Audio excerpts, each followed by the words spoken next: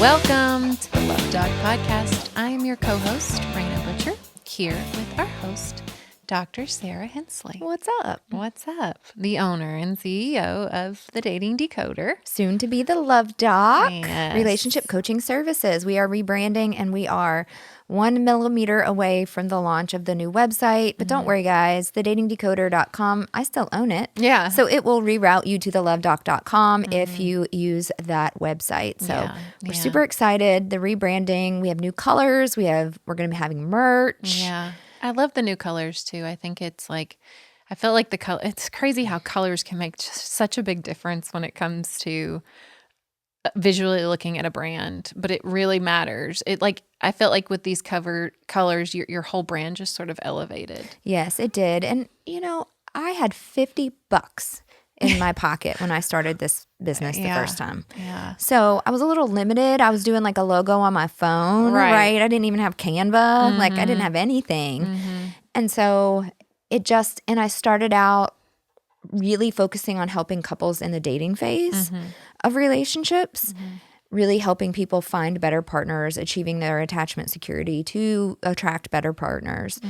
And then as I started branching out, I got more and more requests like, do you work with married people?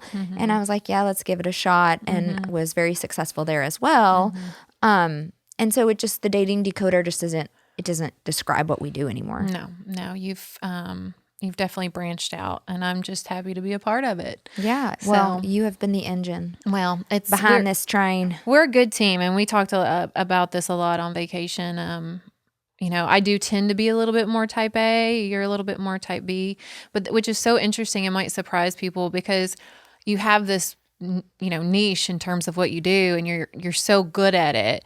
And so I think if people just viewed you from that lens, they would think that you were really type A. Oh no, I'm very B type. But you're like, listen, guys, Sarah.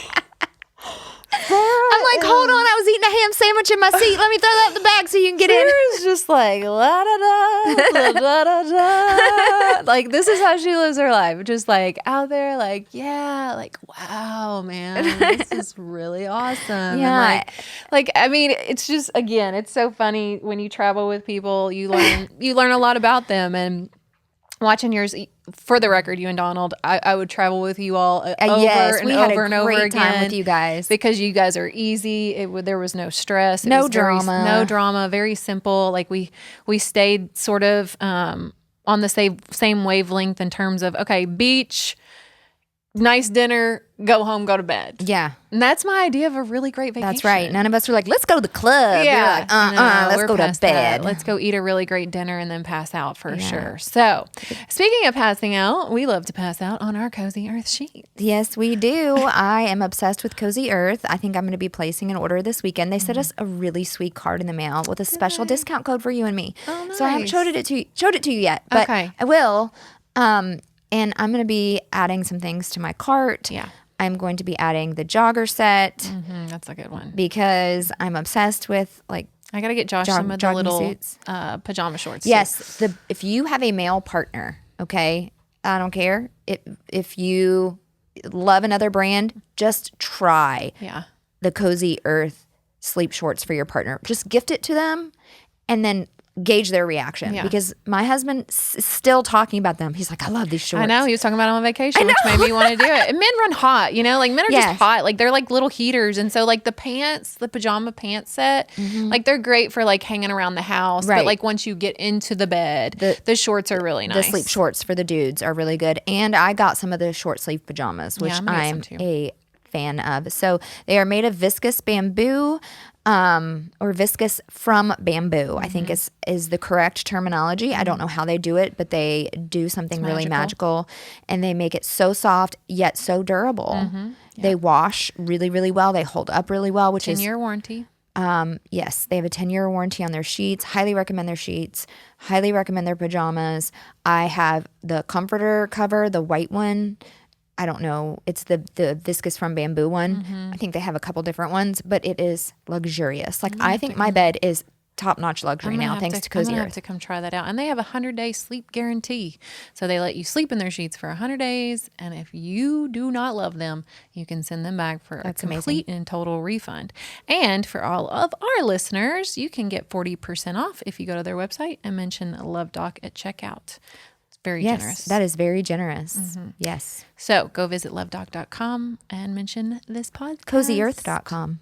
What did I say? TheLoveDoc.com. No, okay, sorry. You can go there too, but not yet. Go to CozyEarth.com, mention the Love Doc, get 40% off, and then post-purchase survey will get you a free pair of socks. Thank you, Cozy Earth. We love you. All right, episode 44. Yes, which is about authenticity. Yeah. Showing up as the best version of your most authentic self, and why that is so deeply important in all of our life. Yeah. But most important in our intimate relationships. Yeah. Because, and our relationship to self. This is a big one for me. So I'm going to hone in and really pay attention here because, first off, I think it's important to define authenticity, what it means, what it looks like, because I think sometimes in our lives we think we're showing up authentic and we are not. Yes, no. Well, a lot of authenticity has to come from understanding your shadow self and your suppressed traits. So we grow up and our parents give us a ton of messages. This is the basis of attachment theory, okay? They give us a ton of messages about what it means to be loved and what it means to be us, like what it means to be us. We get feedback from our caregivers on whether we are a good person, whether we are smart, whether we are beautiful, whether we are loved, all of these messages. If we had any idea how profound of an influence we had on our kids, I don't know if any of us would have them. I know, okay? Right? But they keep that from us when we have kids. Right. We don't think about that. We don't think about that. We all think we're going to get it right. But we get all these messages from our caregivers. And then we learn from those messages what traits are sort of acceptable to show the world and what traits need to be kept hidden or suppressed or that we need to, quote, get rid of. Right? So, of course, I love to talk about the dismissive avoidant person. Their suppressed traits are all around vulnerability because they're given so much feedback as a young child to suppress their emotions, to stop crying, to not to worry about things. It's all just going to be okay. And so when they express real sadness or real fear or whatnot, they're just completely dismissed. Right. They're told that it's wrong to think that way, go off and be quiet, whatever the words used are. The gist of the parenting style is, hey, emotions aren't okay. Right. Emotions don't really serve a purpose. If you have them, go figure out how to deal with them. Don't bring them to me. And so they suppress their need for vulnerability. They suppress their need to be emotionally in touch with themselves. They suppress their own relationship to self with their own emotions. Right. And so then how do you think they're going to show up inside of relationships? Do you think they're going to be this super vulnerable partner who can understand their own emotions and understand the emotions of other people? No, those traits were suppressed. Right. And so a large part of healing is to be able to look at these suppressed traits. And instead of holding shame around them, we start to realize that it's okay to express them and to have them. And I've really been intersecting this with faith lately, and it's brought me down some interesting roads. Talk about it. Let's hear. Okay. So there's a large part of suppressed traits within myself that revolve around sort of being the villain or a rule breaker or like being a bad girl, because I grew up in a very, I wouldn't say very strict Catholic home, but I grew up Catholic, right? Okay, and there's a lot of rules to Catholicism. There's a lot of expectations, and my mom was always pretty vocal about being a good person and following the rules, and it has helped me be incredibly successful. So I'm very thankful to my mother that she raised me with this desire to follow the rules, to genuinely try to be a good person, to be kind to other people. Absolutely, I think those are wonderful things. But I did suppress a lot of my sort of bad girl side. Like free spirit side. Well, yeah, but then there's also a part of me that's like, yeah, sometimes I do want to be the villain. And I know that's not godly. That's not what God wants for me. That is not coming from God. Right. You know? And so there's this intersection between, there's a part of me that wants to go down. Let me give you an example. Maybe this will illuminate it a little bit better. So the thing that we cannot talk about, right? The person that hurt my family, we are in a legal situation with, that is playing out legally because they actually committed a crime. And we're trying to get some resolve to the issue. There's a big part of me that wants to be the villain and wants to be like, you know what? You're going to get every ounce of karma coming for you. Right. And that wants to just sink into that and just hold on to that like empowerment of being like, oh, you hurt me because you're jealous of me and you're jealous of my marriage and you want to hurt me in this deep way. I'm about to show you, right? No. But then I have to immediately, I hear God's voice go, you know, Sarah, that's not who I created you to be, right? And so how does that intersect with like the suppressed traits? Well, it intersects there through God's grace and mercy. Because when I drop into that sort of like space, even just for a little tiny bit of like, you know what, you're going to get it someday. Someday karma's coming for you. Even if, I'm not saying I'm going to be the person that's going to go hurt this person. That's not who I am. Right. But wishing that karma would come back around, God's kind of like, I'm the justice and the jury. And no, we do not carry bitterness in our heart for people. Those are not my ways. Right. But when I sink into that, I have repentance. I have Jesus's grace and mercy to go, you know what? The devil got me for a second. Yeah. He got me for a second. He I sunk into it. I accepted it. I aligned with the enemy and that bitterness and that desire for this person to experience pain because they hurt me. Right. But God has brought me above that. He has shown me his higher ways of releasing that and to stepping into forgiveness. And ultimately, that is more soothing to my nervous system than it is to sink into that bitterness. But it's the human aspect of me. And there's been a lot of suppression of that over my life that now that God has helped me realize, yes, that's there, but that's not the part of you that I created. Right. And so it's not that he wants me to suppress it. He wants me to release it. And that's the difference. Yep. Right? Yep. So now the authentic part of me can go, yeah, I've totally, for 5 minutes, just sunk into wanting this person to suffer. Yeah. Because they caused my family so much deep suffering.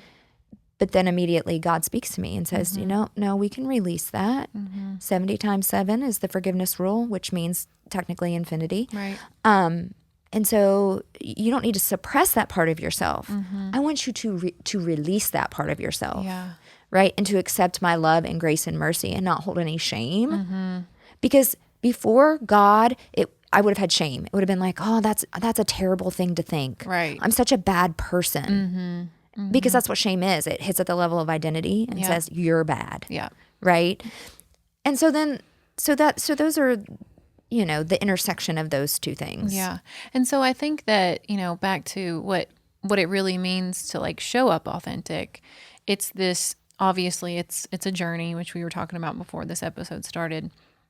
But it's this idea of being in those situations where maybe those darker shadow parts of yourself come to light and really acknowledging what they are. Yes, acknowledging that, releasing any shame around it, because if you have faith, Jesus came to die to take your shame. Yeah. He takes your shame. That's what he does. And then there are other traits that we should have absolutely no shame around that we don't need to release. We actually should maybe be expressing these things. For example, for the dismissive avoidant, it is okay to be vulnerable. It is okay to say exactly how you feel. And I confront so much of this in my practice. It is every single day, almost all day long. I have people, and when I'm doing the attachment interview and I'm saying, what is your reported level of emotional vulnerability? How easy is it for you to tell your partner your deepest thoughts, your deepest feelings, deepest fears without being inhibited by their potential reaction? And everybody says, it used to be easy for me in this relationship, but as the relationship has gotten worse, it's become very hard because I'm so afraid of the reaction that I'm going to get for being truthful about how I feel that I instead suppress that and hold it in, right? And that means either going into a flight response, which is a sympathetic nervous system activation. It's right next to fight. Yeah. It's just holding it all in, but being very torn up on the inside emotionally. Or a freeze response where you're dissociating and shutting down. And so many people have gotten to the point in their relationship where they are either living in perpetual flight or perpetual freeze because they cannot express themselves authentically because their partner is just going to get defensive and or blame shift or shut down. And they're just trying to keep the peace and trying to sustain the connection. Right.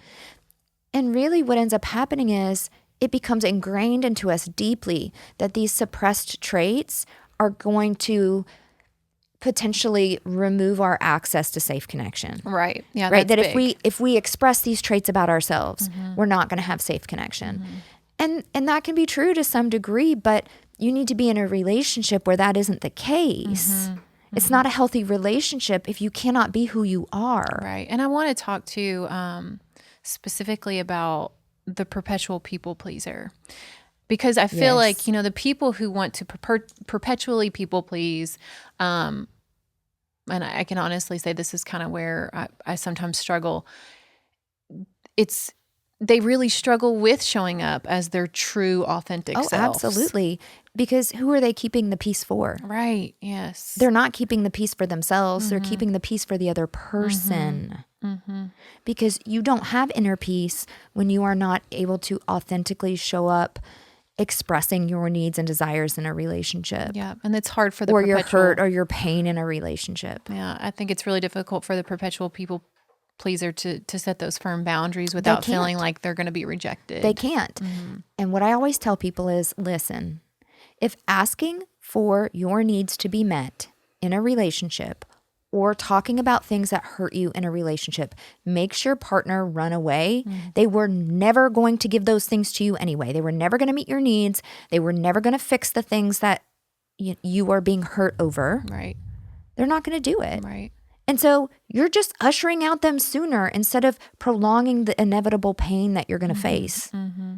I would not be in a relationship if I did not feel like I could come to my husband and say, hey, this is bothering me.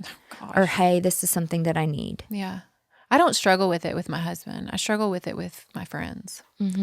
And really being able to not feel like I'm going to hurt somebody's feelings. But in the meantime, completely self-abandoning my own. Completely. And just being forced to take on someone else's opinion and perspective and reality.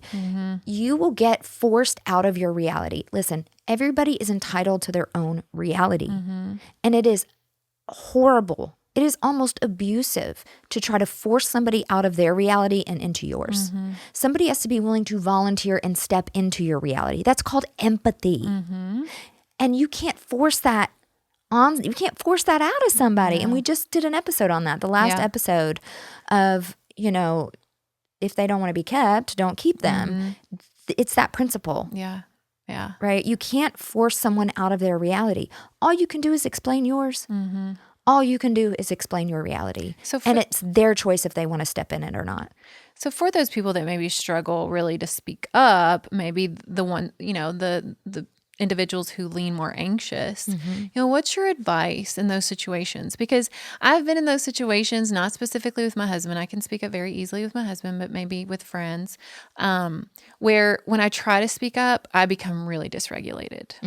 So is it just sort of like, okay, I have to push through and get to the other side, and then maybe it'll feel better? I think you need to do the work to earn your security in your relationship. You need to have that secure relationship to self because a lot of people with insecure attachment struggle with self-trust. So they don't know if they're being fair in what they're asking for in their relationship, if they're asking too much, for example. And what I would say is, do the work, but also also push through. Yeah. Push through. It isn't always comfortable to have hard conversations. Yeah. Yeah. Even when you're secure, it can be uncomfortable to bring something up or scary. But at the same time, what is the other side of it? What's on the opposite end of the spectrum? Just this perpetual, never-ending cycle. Being unhappy. Yeah. You're going to be unhappy if you don't say anything. Yeah. Yeah. So you're actually... Well, and it feels inauthentic, right? It doesn't feel good. So not trying is choosing failure. Yeah. It's choosing failure. Yeah. If you try, at least maybe you'll get something out of it and things will change. But if you don't try, you are just choosing the status quo. Yeah. And a lot of people say, well, I have tried and it hasn't gone well. Then where have your boundaries been? That's what I'm going to say. What have your boundaries been? And most people look at me like I have 3 heads. Yeah. Boundaries and showing up as your best authentic self are go hand in hand. Go hand in hand. And in fact, I don't know if you can show up as your best, true, authentic self until you have firm boundaries. Yes. And I'll give kind of a vulnerable example from my own marriage. And hopefully Donald loves me enough to be okay with me talking about this. He does. Yeah. He does not like rap music. He's a music weirdo, okay? He will listen to like 1950s like music. No, Josh is the same way. Yeah. He's a big Elvis fan. He's a big bluegrass fan. He's, like real country, not like bro country. Yep. If it has a music like drum beat machine, he's out, right? It has to be real strings. It has to be real keys, real drums. If you can add a banjo, you're going to win him over, okay? Yeah. He strongly dislikes rap music. I love rap music, okay? I grew up without a lot of money, without a lot of access to resources and things. And I had a really tight friend group that loved rap music. And, we grew up in the 90s. Come on. We grew up in the 90s. The best R&B time period, the best R&B and rap time period, in my opinion, ever. Ever. And, here we are, these little small town girls that loved rap music. And it was just part of the culture of where I grew up. Same. And so... And then that wasn't even in college. Like we'd get ready to rap music and then we'd go to clubs and dance to rap music. Yeah. And I can appreciate rap as just this beautiful art. Like to me, it's art. Yeah. And to me, it takes a lot of talent. Like if you don't believe, just go try to memorize some of these rap songs. Just try to, you can't just trying to rap and breathe. Yeah. And to me, breath work. I see, for example, like Kendrick Lamar doing the Super Bowl. And I think like that's talent. Like he's a talented person. Yeah. My husband on the other hand, he thinks it all sounds the same. What's this noise? Yeah, what is this noise? I don't like it.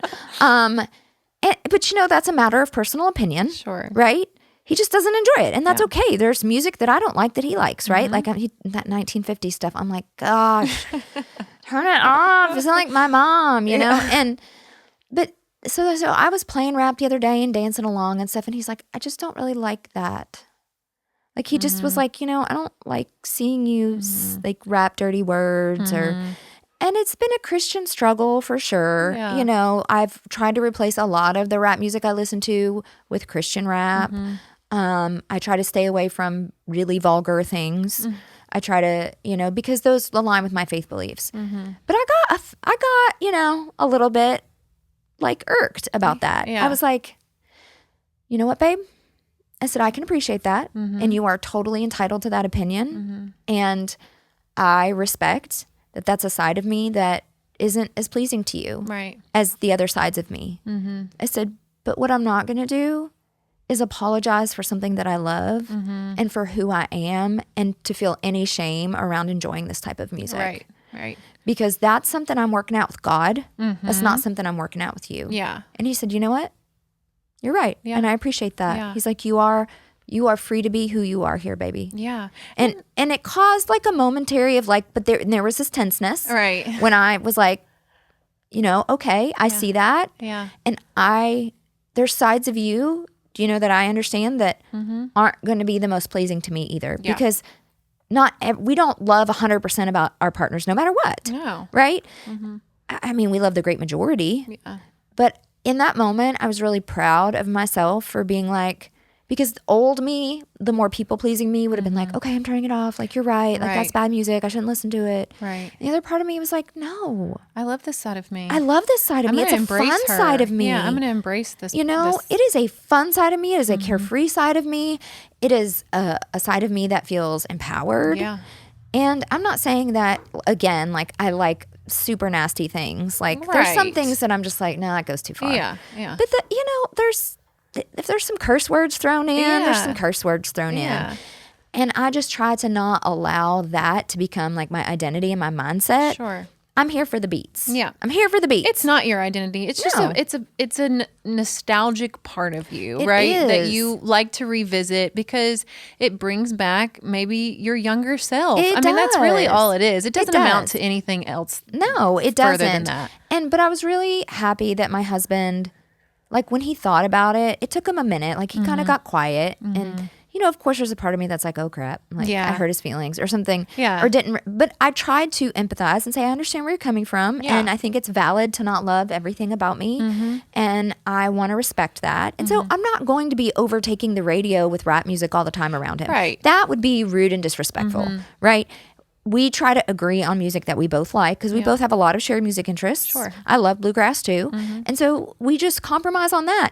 But also, if I'm jamming to a rap song and he walks in the bedroom, I'm going to finish the song. Right. You know? I'm not just be like, oh my gosh, I'm sorry, and like turn it off. Right. No. Because that's not showing up authentic. Right. And we like you said, we don't have to love everything about our partners, but we do have to accept everything about our, I mean, parts of them. We do. We have to. And the things that we cannot accept, we should have boundaries around, right? Yes. And we have to say, okay, if this is so far pushing my boundaries that it's hurting me in the relationship, I have to keep my boundary. Yeah, we talked about this on the beach, I feel like, because I was saying, I had mentioned something about, you know, that I didn't like that Josh was giving himself a hard time in the pictures that we took. Yeah. And that, you know, to me, it bothered me because it made me, like, when he doesn't show this burly confidence, you know, that it made me less attracted to him. And I didn't like that. But I also accept that he's my husband and he's allowed to be vulnerable and insecure. Right. Yeah. I mean, if anybody should know what his insecurities are, it should be me. You as his wife, and then like love him through those things. I'm not going to be like, oh my gosh, you need to be confident 24/7. I mean, that's unrealistic. Absolutely. Yeah. Because I'm not confident 24/7. No. And he loves me through it. So why wouldn't I love it through? Maybe it's because you just have to take 34 different pictures. I know. He's like, I'm like, no, again, retake. Okay, nobody on this planet will take more pictures to capture the perfect shot than Raina Joy Busher. I'm sorry. Even at some point, even I'm like, okay, it is what it is, baby girl. Like, the lighting sucks. It's not going to change. Like, it's time to give up hope. Again. I swear I counted the one that we did outside the restaurant like 10. Yeah, I have like 15 in my phone. And I'm like, they all look the same too. Like, what did we accomplish by taking 10 versions of the same picture? Hilarious. No, we didn't even take a lot of pictures on vacation. We didn't. You had 2, and I think I had 2 of each other. Yeah, we just took a bunch with our husbands, which is nice. Which that is fine. Yes. But I think the main point of this episode is, if you feel like you have to suppress parts of yourself, or you have to,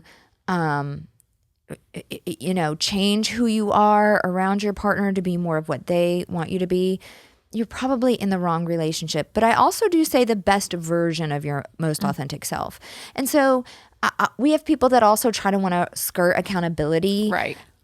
Like, maybe they're a very, very reactive person and they go from 0 to 60 in like 2.5 seconds. And you can't use, I'm just showing up as my authentic I'm just self. passionate. Yeah. I'm just a really passionate person, and that's who I am. Yeah. Know that you're being emotionally abusive. Yeah. You're being verbally abusive to your partner. That's not the best version of who you are. Right. You can communicate those same things in a more respectful way, and that's still authentic because your message is still the same. That's right. Right? It's just not surrounded by F-bombs. Yep. Right? Yeah. Yeah, I love it. I'm just passionate. I used to be I'm just really passionate. No, you're not. You're dysregulated, and you're being verbally abusive. Yeah. Even the tone. The tone of your voice matters so much when you're trying to express something. So bottom line, you have to show up as the best version of your most authentic self. That will lead to the most happiness. It is the most regulating thing to the nervous system to be authentic. And so if you are in a relationship where you cannot be, you need to be having some really strong boundaries and or considering the ultimate boundary of leaving that relationship. That's right. So if you want to learn more about showing up as your best authentic self, right? Yes. We emphasize that for a reason. For a reason. Because you're not just passionate. Right. Your best authentic self. Because showing up authentic doesn't always mean that you're showing up as your best version. Right. You can still be authentic without being destructive. Right. Exactly.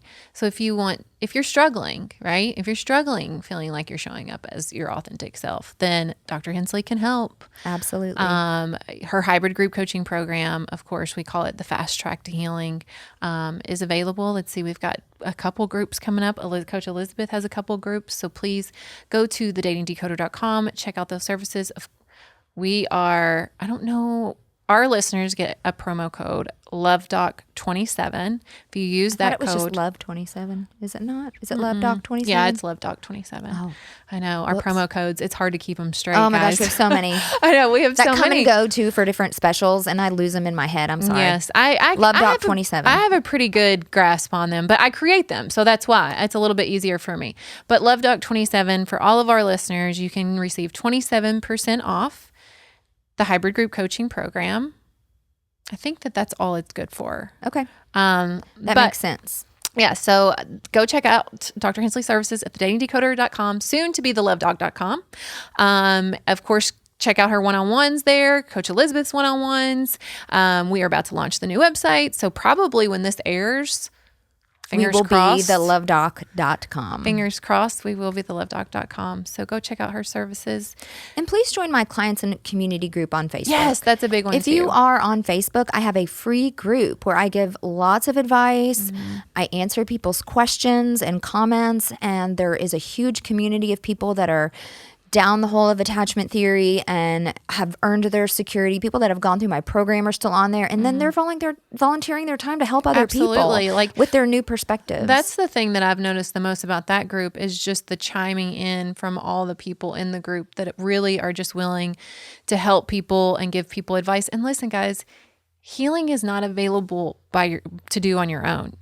Healing happens through community. It does. It really, really does. Healing happens through group. And it's another reason why the hybrid group coaching program is so awesome, because it has that added layer of community and group where you have these people, you're surrounded by these people that are going through similar situations. And you can remain totally anonymous in the group. Nobody has to know who you are at all to participate fully in the group. But we encourage, you encourage you to make friends, but some people don't. Some people are just, they stay the black screen and that's who they want to be, and that's okay. Yeah. So ultimately, of course, that's up to you and how comfortable you feel.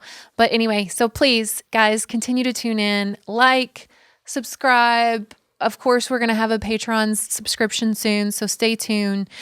Please leave us a review. Reach out to us. Write us a message. We love hearing from you guys. It really does bring me a lot of joy when I get into our Love Doc podcast Gmail account and read the messages. It's really profound and just brings me so much joy and makes it so worth doing what we're doing. For sure. We love you guys. We love our listeners so very much. And we thank you for taking the time out of your day just to listen to us. That's meaningful. It is. For sure. Absolutely. So please keep tuning in. And until next time, peace, love, and perspective.